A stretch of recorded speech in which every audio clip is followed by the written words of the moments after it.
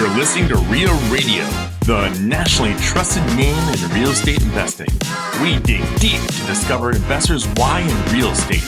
If you want to skip all the BS and get in investors' heads, you're in the right spot. Be one of the thousands to check out realradio.com.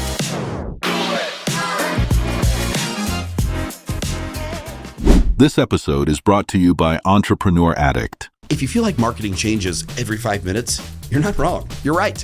And that's why we built Entrepreneur Addict. We take the chaos out and give you one simple roadmap to follow. Video that converts, local search results that rank, and content that actually connects with people. And all of this brings real results. Get started now. Get the clarity instead of the overwhelm by going to entrepreneuraddict.com/REIA now. Welcome to Real Radio. This is the Real Estate Rundown with Owen Deschner and Aiden Bear. I wasn't prepared for that. And Ted Kosh. Yes. All right, there we go. Everybody listens like, what is this delay all about? That's what editing's for. Okay, so do you want to talk about this? So we were just talking about this AI topic before you and I. Because Colin Schwartz is down at the AI conference. Yep. So one of my business partners and, Ted and I obviously are good friends with Colin, and he paid a lot of money to go to this event, and he's... what's a lot of money, anyway? I'll leave that to him to describe. Really? He is very involved with AI, and he's kind of going all in on this with all of these Sora videos I've been getting randomly from him.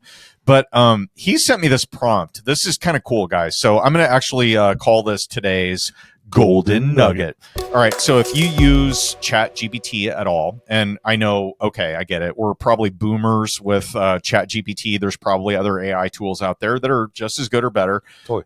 But here's the prompt. So he says, feed ChatGPT this prompt. I want you to determine my zone of genius, zone of excellence, zone of competence, zone of incompetence, so that my partners and I can accurately assign roles in our current and future companies. I thought that was pretty cool. Mm-hmm. And so he's, as we speak, at an AI conference or on the way back right now. And so I'm going to give you mine. You want to hear them? Yes. All right, so I'm going to skim these because there's a lot here.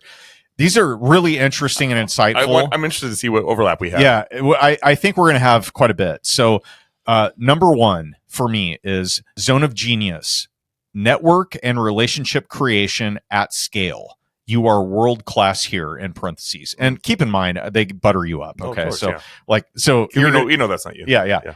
And so it outlines several things that I've been involved in as bullet points. And then it says you have the rare ability to turn casual interactions into long-term deal flow, partnerships, investor capital, and credibility. This is your real superpower. So that's my zone of genius. Number two, creative deal structuring and capital stack engineering. So, kind of reading between the lines there, putting deals together and so forth. Brand building and content that drives trust. So obviously we're on a podcast here. That's kind of low-hanging fruit for ChatGPT. And then vision and strategic opportunity identification. So those are the 4 bullet points. Mm-hmm. Zone of excellence. So the next tier down is going to be raising capital and investor relations, which I would actually disagree with that. I don't think I'm great at that. But business development and partnerships, I think I'm pretty good at that. High level underwriting and deal analysis, so quick decision making on deals. I would probably agree with that. Public speaking, I can always use some work there. Teaching and hosting, I think that's probably accurate. Zone of competence, detailed operations and project management, administrative tasks, deep financial modeling. Those are basically the things that I'm competent at, but not something that I really enjoy doing or am probably great at. Lastly, zone of incompetence. This is a little hurtful, but I would probably agree with it. Managing people day to day. I don't like it. I'm not good at it. I'm much better at directing. Me too. So I prefer to give direction and then let the people do what they do, right? Yeah. I don't want to be involved in, one-on-one meetings every day. That's why we get screwed by contractors all the time. Exactly. That's exactly right. Yes, exactly right. Repetitive operational tasks, 100% agree with that. It's the bane of my existence.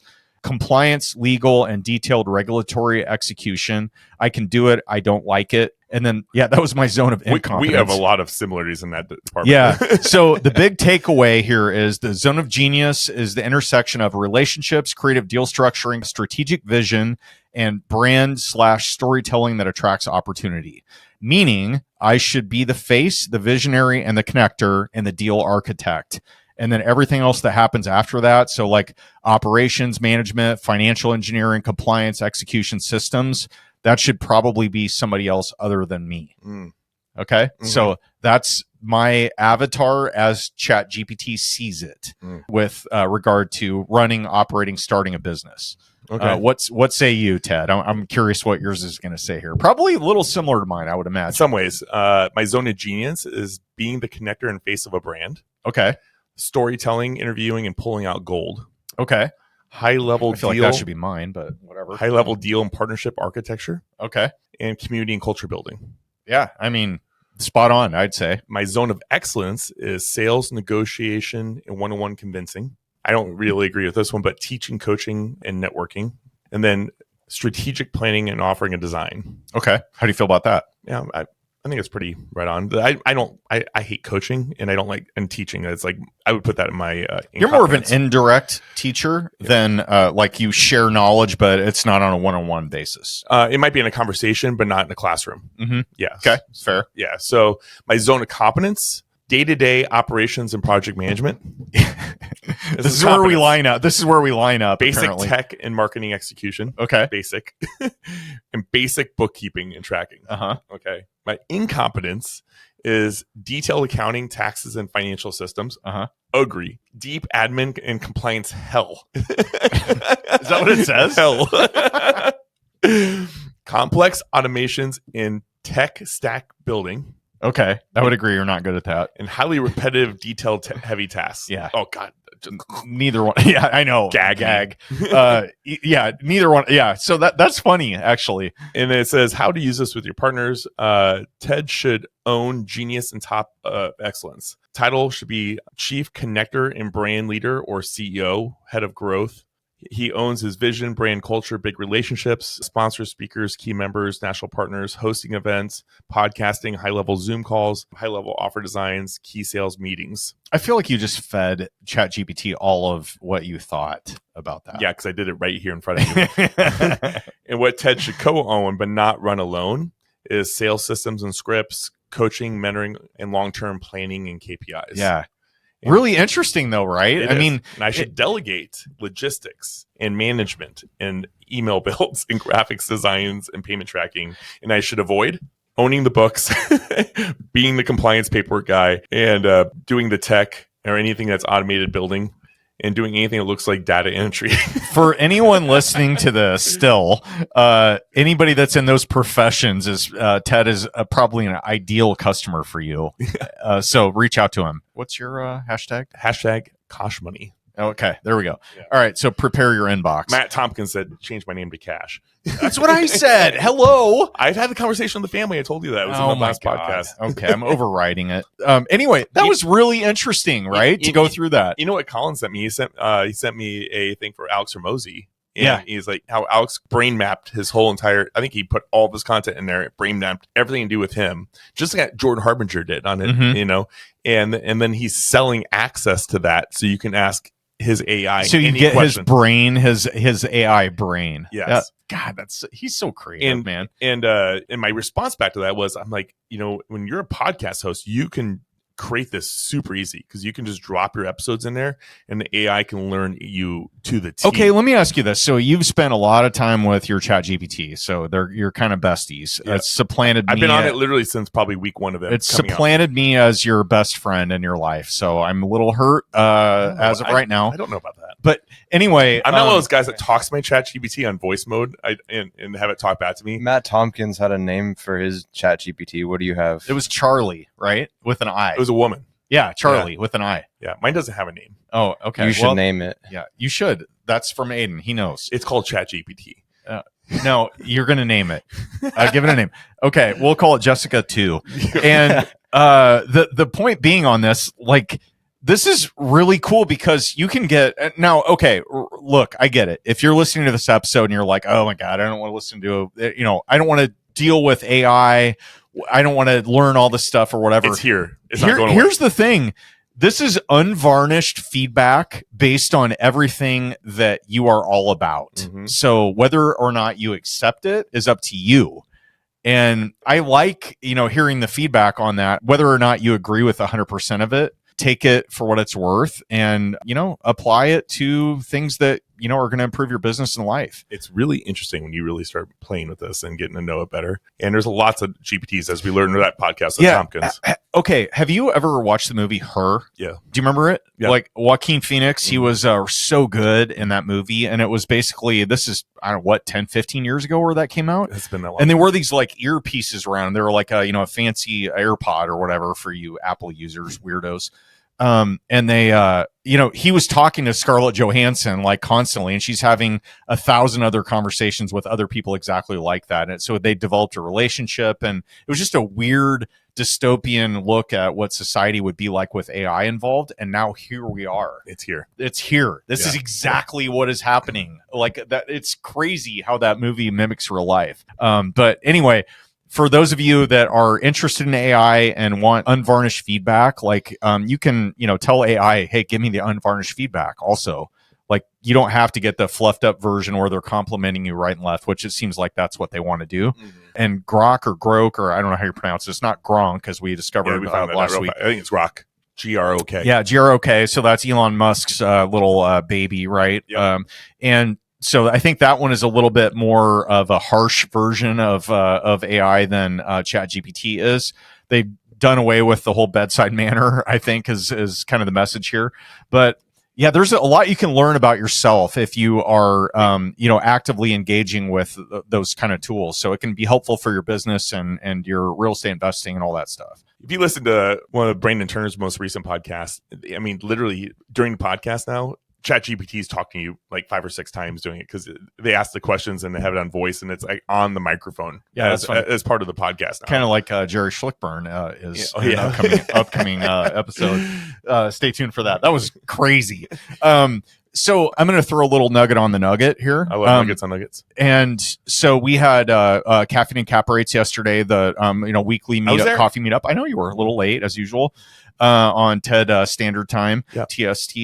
But we were talking about winter time, and in the Midwest, or people that live in colder climates, if you're flipping houses or you have rental properties or just property in general that you're not at every day and nobody's living there or working there, it's a real risk to have that thing lose power. Like I've had so many situations that have cost me probably north of $100,000 over the years, with pipes bursting, freezing temperatures causing all kinds of problems.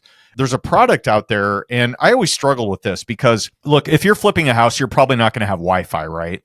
Right. It's a vacant house. You buy it. That's the first thing I had. Some people do, weirdos that are fine paying for that. But there's products out there where they operate off of a cellular network, and you can buy them that have temperature, humidity, and power sensors. So they'll have battery backups. And one in particular is called Marcell, Marcell. It's a brand.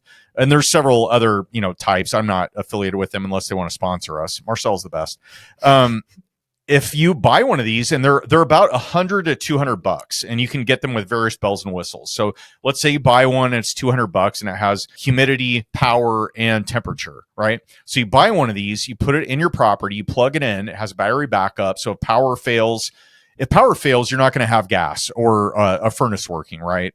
Or whatever your heating system is, it's going to be kaput. But if you buy one of these, it will operate off of a cellular network, and you don't have to go out. And my whole question was like, does that mean like I have to go out and buy a new Verizon account and have a whole thing where it's $80 a month that I'm paying for? No, this is like $10 to $15 a month, and you don't have to sign up for an account with Verizon. It has like a built-in modem in it that operates off of a cell network, and it will notify you if the temperature drops below a certain level. So if it's like below 45 degrees, 40 degrees, whatever it is, and you're like, oh shit, I lost power over there, or whatever, the heat isn't working, the furnace went out, flame sensor, whatever it is, you can go over and take care of that thing. Because I've had this happen where I didn't, a couple days go by and it's like sub-zero temperatures. And I'm like, oh, they're good. I was over there 2 days ago. And then guess what? It happens to go out in that 2-day period that you're not there, and the pipes freeze and burst. Funny, I had this phone call just like yesterday.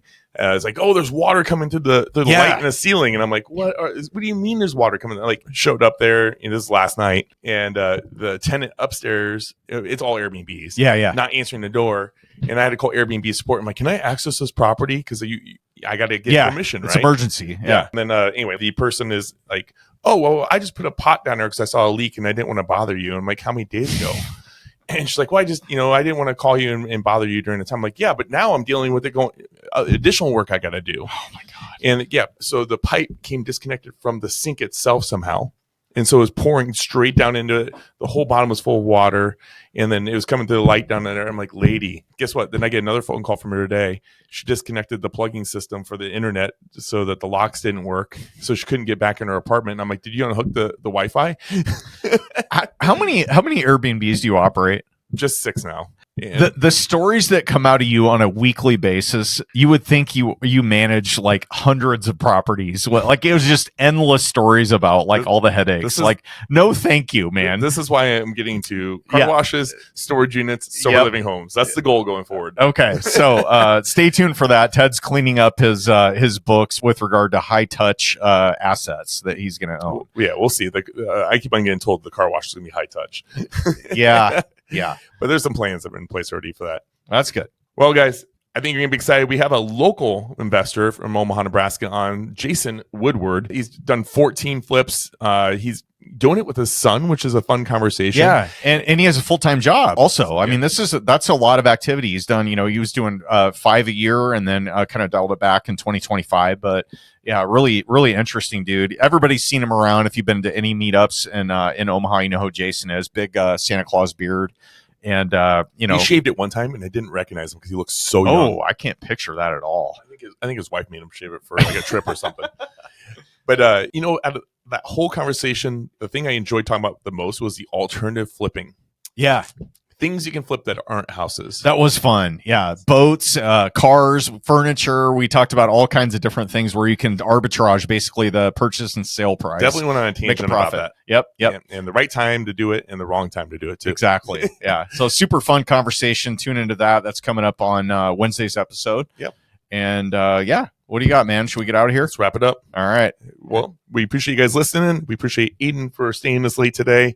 And with that, Owen Dashner, we see us out. On behalf of Aiden Bear, Ted Kosh, and Rio Radio, I'm Owen Dashner, and you've been listening to the Real Estate Rundown. Signing